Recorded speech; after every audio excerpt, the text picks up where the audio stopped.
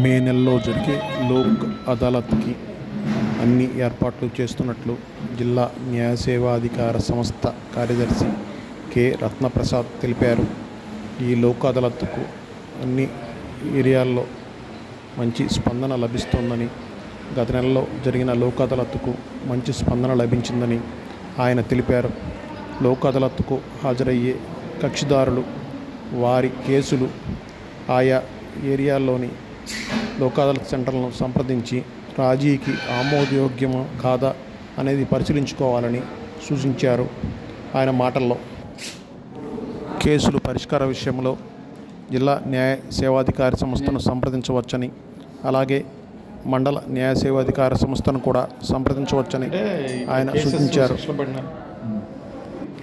ఆయన మాటల్లో జిల్లా న్యాయ సేవాధికార సంస్థ చేస్తున్న ఏర్పాట్ల గురించి ఇలాగా.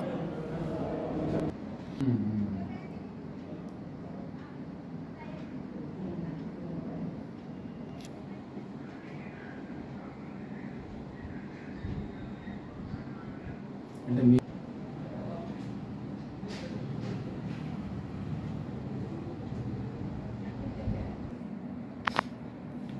గౌరవ సుప్రీంకోర్టు వారు మరియు గౌరవ హైకోర్టు వారి ఆదేశాల మేరకు మే నెల 11వ తారీఖున నేషనల్ లోక్ అదాలత్ జరగబోతోంది. కనుక కక్షిదారులకి విజ్ఞప్తి ఏంటంటే, మీకు సంబంధించిన కేసులు ఈ జిల్లాలో ఏ కోర్టులో పెండింగ్లో ఉన్నా సరే రాజీ పడదగ్గ కేసులన్నీ కూడా రాజీ చేసుకోవడానికి అవకాశం ఉందని తెలియపరుస్తున్నాను.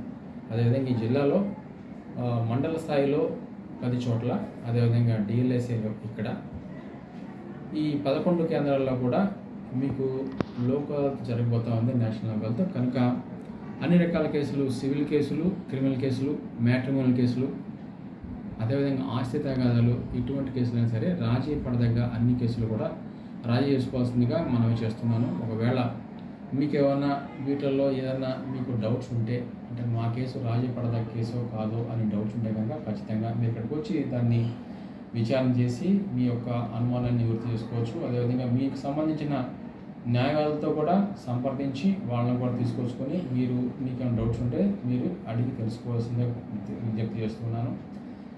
గత నెలలో జరిగిన నేషనల్ లోక్ అదాలత్లో 1740 కేసులు రాజీ పడటం జరిగింది.